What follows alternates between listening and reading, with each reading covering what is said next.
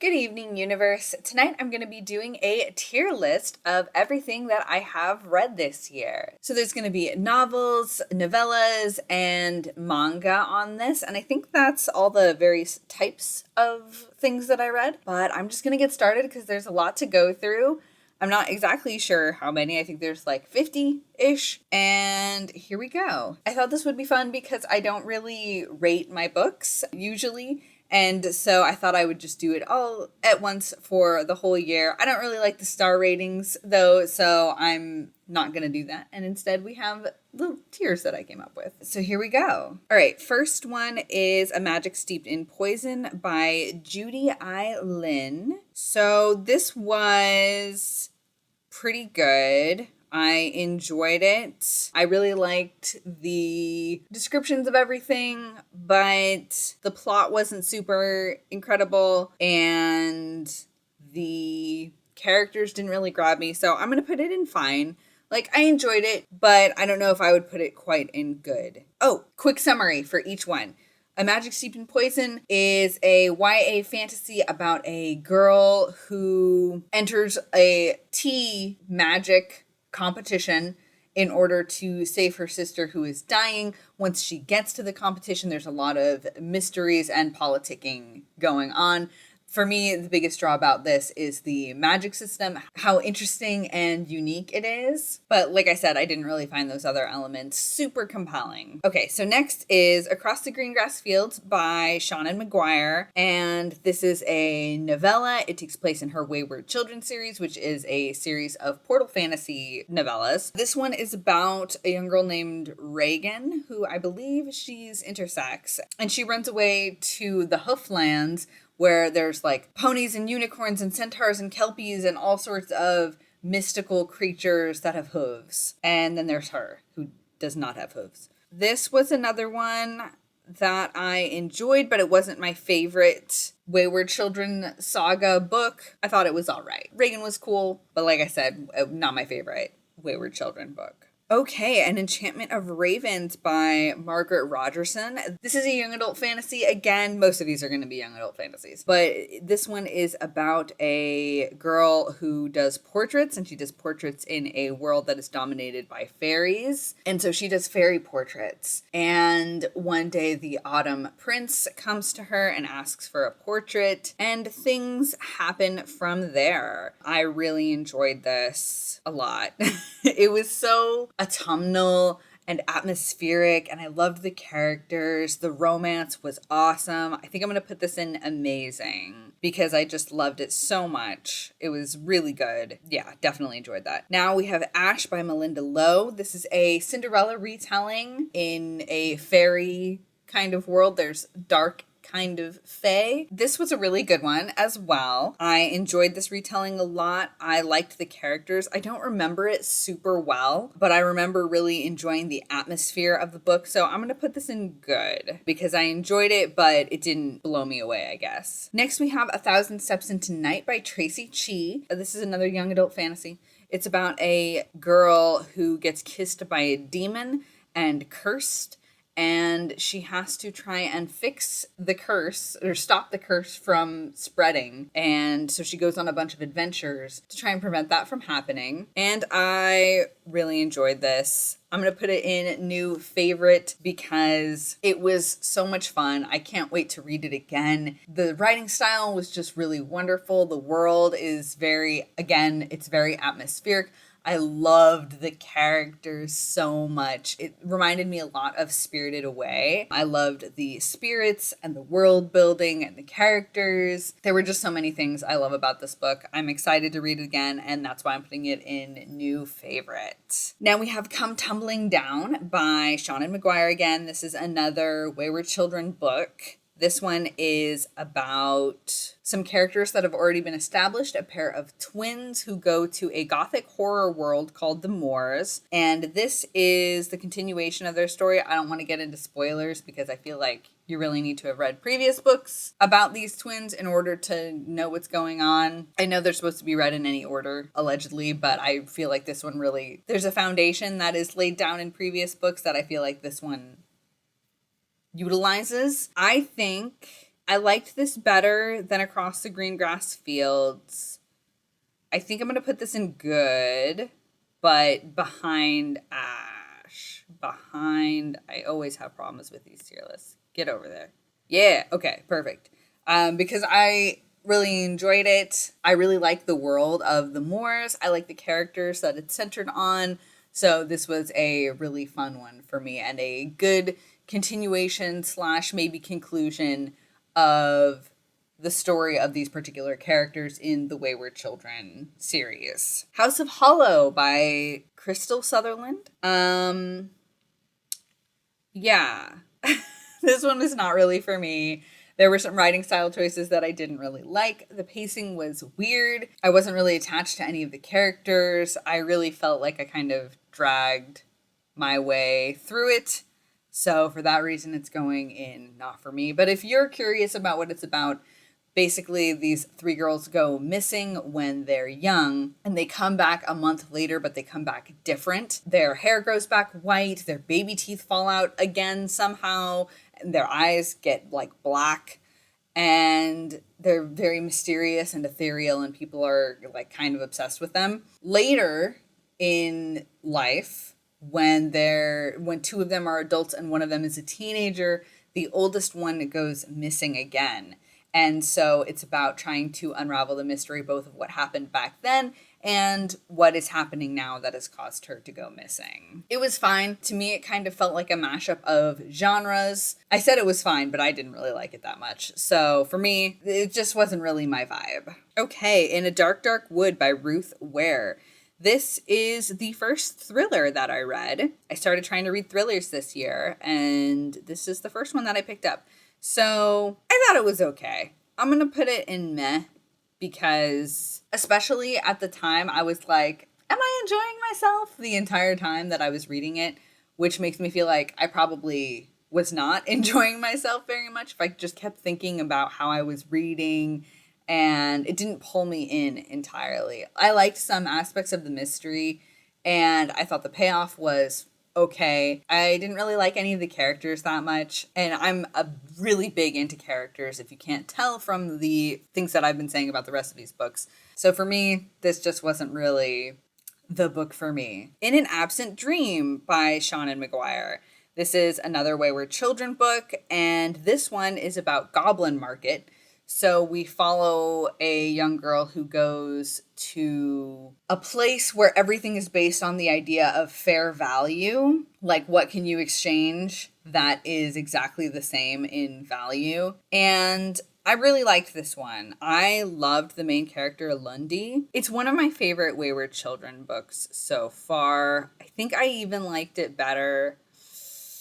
I'm going to put it behind Come Tumbling Down, but they're basically the same. They're probably on the same, they're tied, is what I'm trying to say. Ooh, next is Legendborn by Tracy Dion. This one is like a dark academia. It's got demons. It's got King Arthur. It's got a lot of amazing representation. Lots of things that I love. It has like a love triangle situation, and I really like both of the options. Yeah, absolutely loved Legendborn. I'm sure you have heard about this book already. It's been quite popular, I believe, on Book Talk, which I am not on, but I have heard of and heard a little bit about. So we're going to put this up in amazing. Did I like Enchantment of Ravens or Legendborn better? I think I liked Legendborn a little bit better, especially because of the ending was so good. The ending was incredible. Definitely elevated the whole story. So yeah, I'm going to put it above An Enchantment of Ravens, I think. It's about a girl who goes to college, discovers a secret society that fights demons.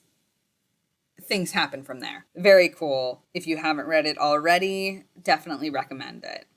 Next, I have my first manga on the list, which is Lizelot.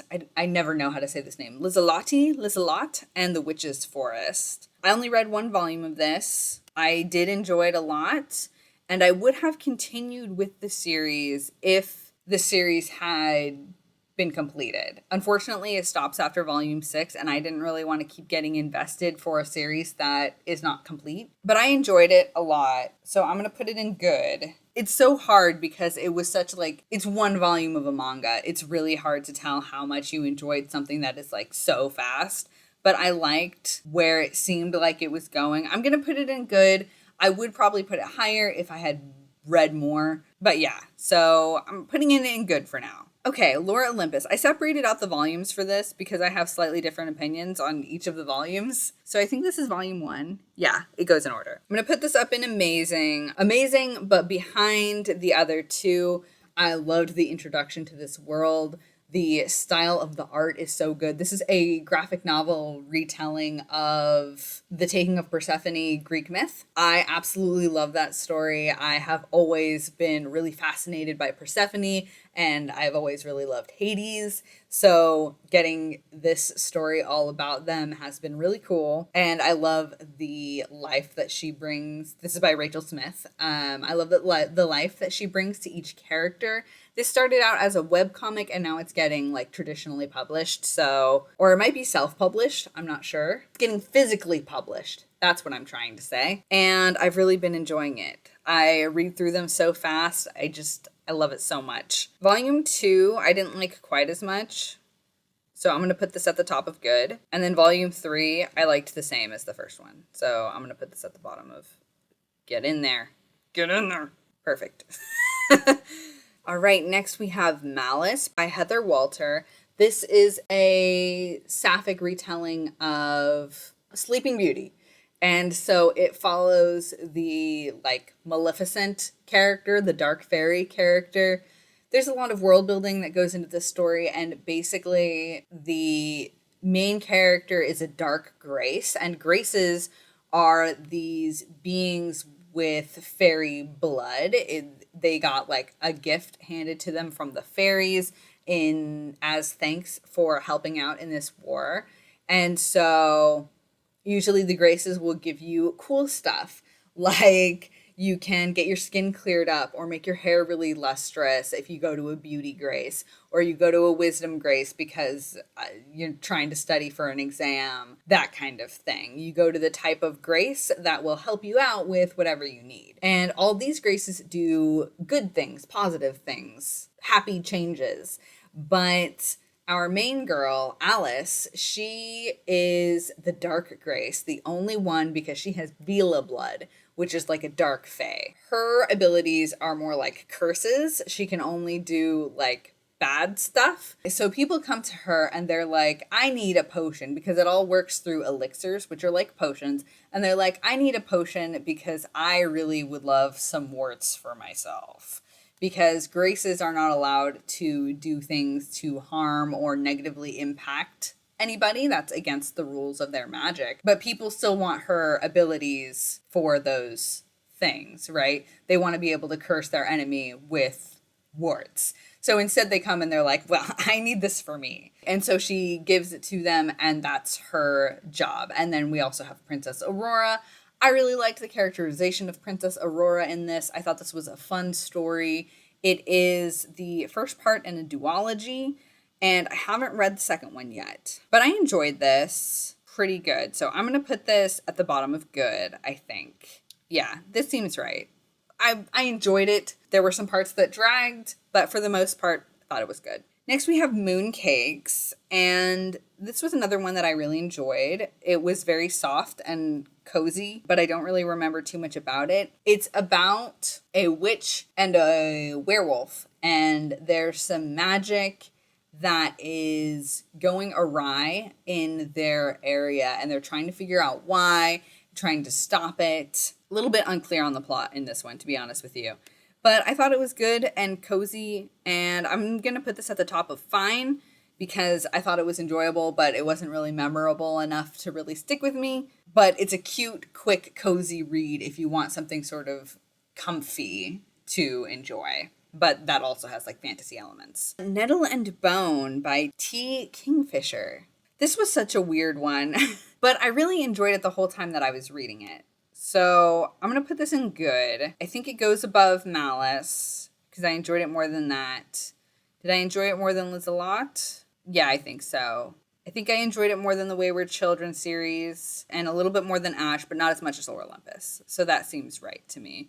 This one is about a princess whose sister has been married to a prince that is abusive and crappy as a husband and a ruler. So she's going to try and kill him. And she has to go on some quests in order to accomplish the means to kill him without bringing down the wrath of the much bigger nation onto her smaller nation. Despite that premise, this book is mostly really funny. The pacing is very strange. It's like, it almost feels satirical on fairy tale elements. It has a lot of fairy tale elements, and the humor is really, I think, what is the biggest draw of this story. Okay, One of Us is Lying by Karen McManus. I really enjoyed this. This was the continuation of me trying to read thrillers, mysteries. I don't know what this would be considered, but I really enjoyed it. It was my first YA mystery thriller type thingy. I think it's a thriller. It was my first YA version of it, and I enjoyed it so much. I think it goes in good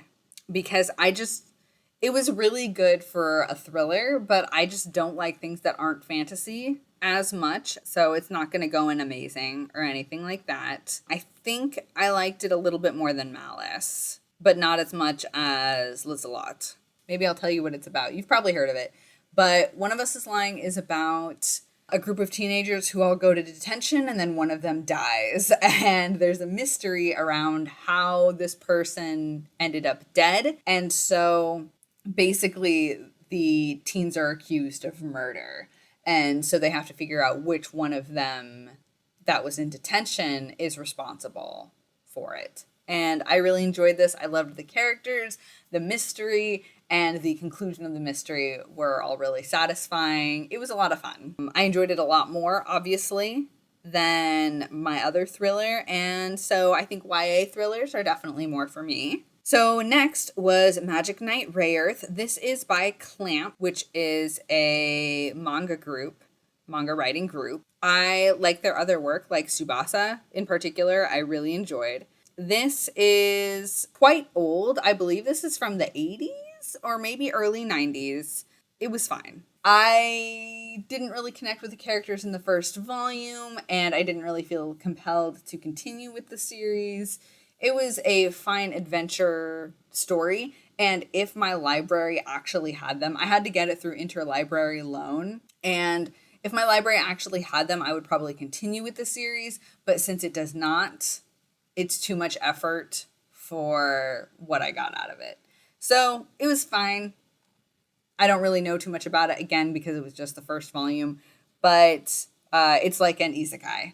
So these girls go to a different world, and they're told that they have to be the heroes. Next, we have The Rise of Kyoshi by F.C. Yee, and I loved this so much. Yeah, I really enjoyed this, but I liked 1,000 Steps into Night a little bit more. So this is about Avatar Kyoshi. It takes place in the Avatar The Last Airbender universe, and it follows her adventures trying to learn how to be an avatar. I really loved it. The characters, amazing. The humor was good. World building, excellent. It takes kind of a darker look at that world, which I really enjoyed. Yeah, overall, fantastic. Loved The Rise of Kyoshi. Then we have Sailor Moon Volume 1. I have the Eternal Edition, so that's what I put on here. And I really liked this. It's very nostalgic for me, which makes it hard for me to evaluate. I think I'm going to put it here. I really enjoyed this, but I think a lot of my enjoyment was from the nostalgia of the series. I grew up watching this, and so I think part of why I like it so much is the nostalgia. But it was still really fun, and I really enjoyed it. But I didn't get as much from the characters as I did from Liz-a-Lot. And so I'm going to put Liz-a-Lot above this first volume of Sailor Moon, even though I really loved it. The Shadow of Kyoshi. So I thought this was amazing, but not the tier amazing. Okay, so yeah, Shadow of Kyoshi goes into new favorite, and it goes at the top of new favorite because I thought the ending was so good and so satisfying. Everything wrapped up really nicely. The pacing in this one was a little bit weird, but I still really enjoyed it. Yeah, you know what? Actually, yeah. I liked it more than the Rise of Kyoshi, but 1,000 Steps into Night still taking it, still in the lead. Smoke Gets in Your Eyes by Caitlin Doughty. This is a memoir. It is written by a mortician. It's about being a mortician, and I really enjoyed this. Right here, I think. Because once again, it's not fantasy, so it's only going to hold so much love in my heart, but I still really enjoyed it. And I loved learning about different practices of caring for the dead in various cultures, which was one thing that she talked about. It was just really interesting, all of it. And I don't want to say interested in death, but I think it's pretty neat.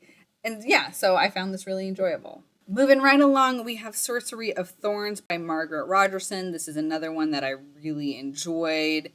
I liked it more than An Enchantment of Ravens. I think I liked it even more than Legendborn. No, I'll put it underneath. They're like tied, I would say.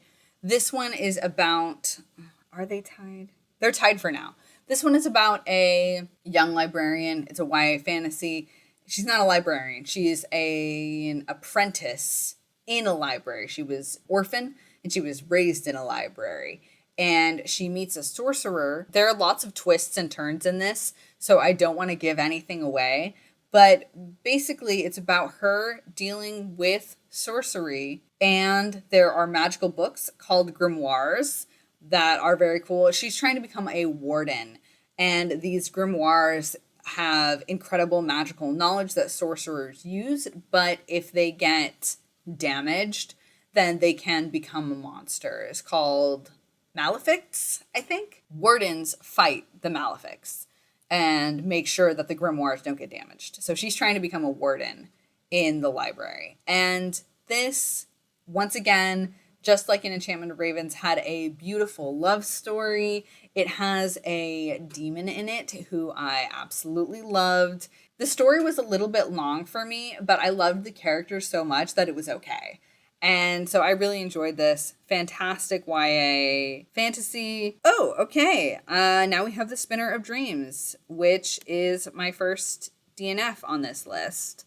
This is a middle grade fantasy. It's about a young girl who's been cursed by fate, who is a person, and I think she's going to go on a quest to fight back against this curse. But I don't know what happens, and I just didn't really like the voice that much, and the world building wasn't really doing it for me. So, DNF. Next, we have Sweep, the story of a girl and her monster. This is another middle grade fantasy, which also leads me to believe that I'm just not in the mood for middle grade right now, and that I haven't been, that I wasn't when I read this. This is about a chimney sweep girl in, I think, Victorian London, but she makes friends with a little coal monster. Again, I didn't finish this, so I don't know where it goes, but it's about her friendship with the monster, as far as I can tell. This one is very sad, just as a heads up. This one's really sad, too, because she's cursed and everybody hates her, but Sweep is extra sad because, you know, there were real chimney sweeps who had to do these kinds of things, and it's kind of like, it's like a historical fantasy, kind of. So, yeah, that's those two. Next, we had Sweet and Bitter Magic. And this, for me, this is a sapphic YA fantasy. This goes at the bottom of fine. I enjoyed it. I liked the characters decently, but I didn't love them. And I didn't love the plot. It felt a little meandery, and the characterization didn't quite make up for it. So, bottom of fine. The Ballad of Never After. Oh. This was so much fun, and it came at such a perfect time because it is so light and fluffy and fun, and I'm reading a bunch of dense stuff for school right now, so this was amazing for that. And it's going to go in amazing tier. But where in amazing tier? I think I'm going to put it at the, well, not there. At the bottom of amazing tier because I really enjoyed it, but I think critically it's not as good as these other things. So like super awesome, so much fun, enjoyed it so much, but I think the other ones are done just a little bit better. The Camelot Betrayal.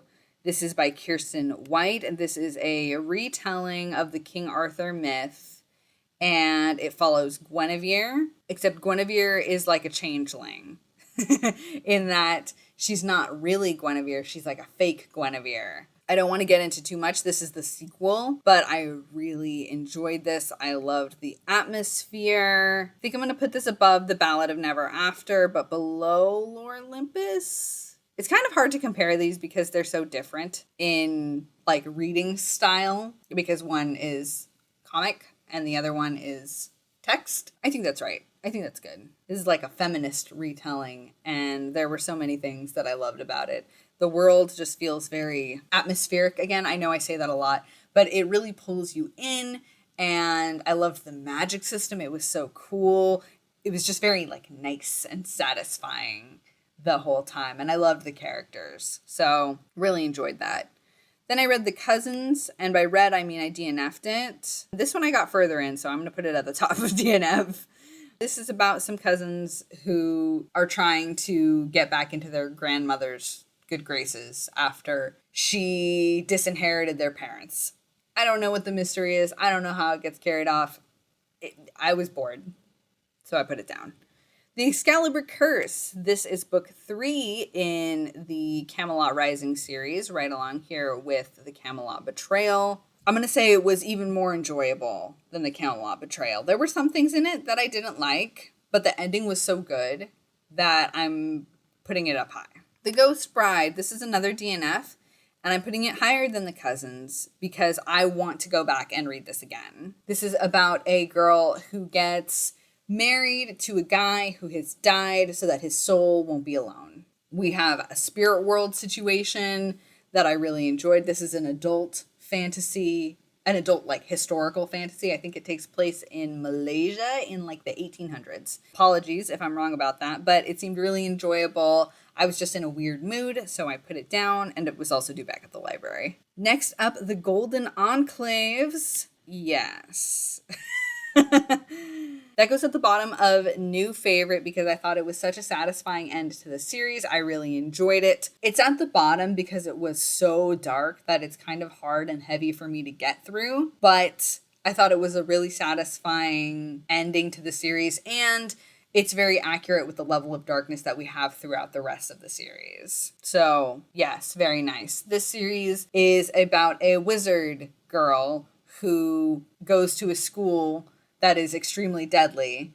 It takes place in the Skullomance trilogy and is the third book following A Deadly Education and The Last Graduate. If you want to know more about this book, I have a dedicated video for it. Next, The Hero of Ages by Brandon Sanderson. Book 3 in the Mistborn Era 1 trilogy, and I really enjoyed this. Yeah, I'm going to say I really liked the ending of this a lot, and it goes in new favorite as well.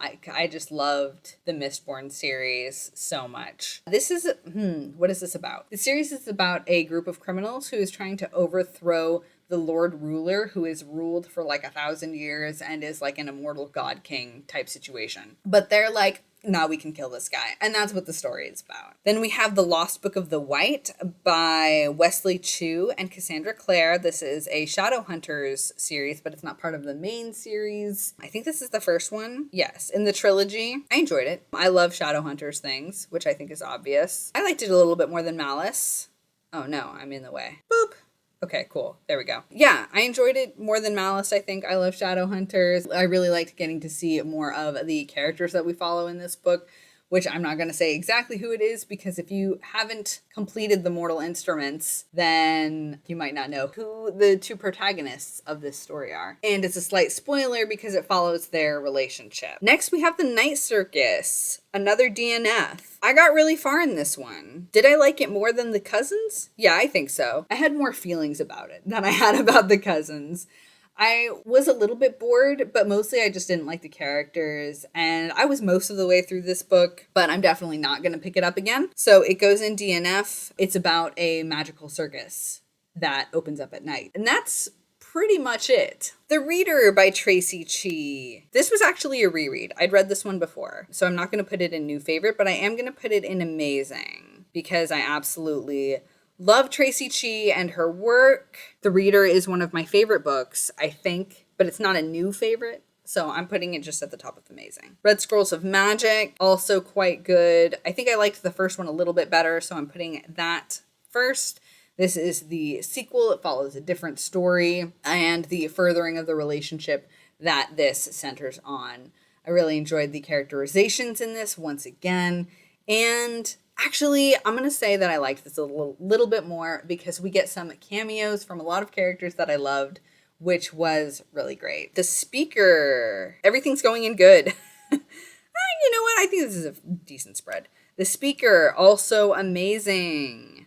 Yes. Right there with the reader. This is book 2 in the trilogy was originally called the Sea of Ink and Gold trilogy, but I think they rebranded it so for a little bit more recognition. I liked the reader just a little bit better. There was a little bit of a lull in this one. It kind of dragged on in certain spots, so I liked the reader just a little bit more. Next up, the Stormcrow. This was another DNF, and I barely know what it's about. It's about magical crows, and I think there's an enemies to lover storyline. It's another YA fantasy. It just didn't feel like it was drawing me in at the time, and I didn't really like the main characters, so I went ahead and put it down. The Storyteller, this is the conclusion to our The Reader series, or the Sea of Ink and Gold series. I'm going to put it here because I really loved huge parts of it, and the ending I still have complex feelings about. So I think I still like The Reader a little bit more because it was this introduction to the world, and it was so interesting and fun, and I also really liked the characterization in The Reader. And then The Storyteller, I loved the characterizations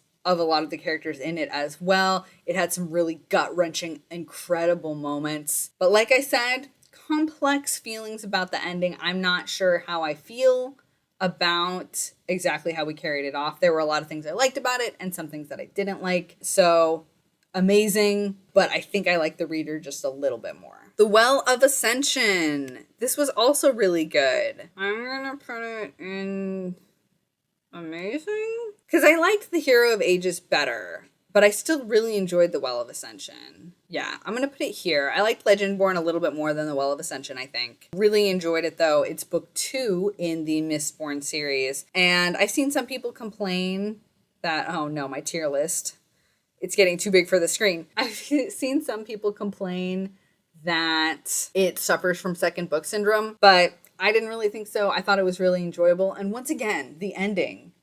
Yes, I loved the ending so much. Okay, let's scroll down a little bit so that we can see our stuff. To Kill a Kingdom. This was good. It's a standalone YA fantasy. It's a retelling of The Little Mermaid. I enjoyed it.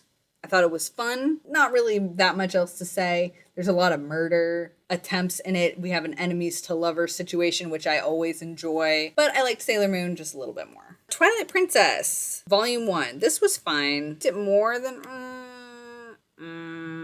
yeah, it goes at the bottom. It was fine. I didn't really get attached to anybody, so I didn't really continue. Two Can Keep a Secret. This one I actually really liked. I liked it more. Yeah, right there. This one is about a girl who is obsessed with true crime because her aunt went missing when she was young. When her aunt was young, that is, before the main character even existed. And the main character goes to her mom's hometown, and there are all sorts of mysteries there. I really enjoyed this one, particularly the ending, and I liked the setting a lot, even more than I liked the setting in One of Us is Lying, which is why it goes above that. Then we have the Witch Hat Atelier series, and I put all of them together because they're all going to go on the same tier right up here. Yes, I absolutely adore this series. It's so beautifully done. The characters are amazing. The art style is amazing.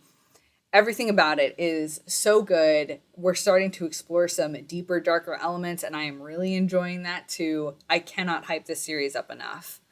In fact, should it go higher? You know what? Yeah, I think it should. I think this is my favorite thing that I'm reading this year. Yeah, it goes up all the way up there. I loved it. Still love it. Can't wait for volume 10, which I know is out already, but I haven't been able to go pick it up. Then we have Where the Drowned Girls Go. This was another good one. It is another Wayward Children story. I'm going to put it here with the other ones. Yeah, It is about a girl who is haunted by an adventure in Come Tumbling Down. So once again, I recommend that you read Come Tumbling Down first. So she is haunted by some of the events that occurred in that, and she is trying to figure out a way to not be haunted. So she leaves the boarding school where the other Return from Portal Fantasy children go, and she goes instead to the other boarding school for Returned from Portal Fantasy children. The usual one is very like pro, we're going to get you back to your world, etc. This one is very much like deny the world, and it had some really good twists. Really enjoyed it. I actually think I liked it more than In an Absent Dream. You know what? These are all tied.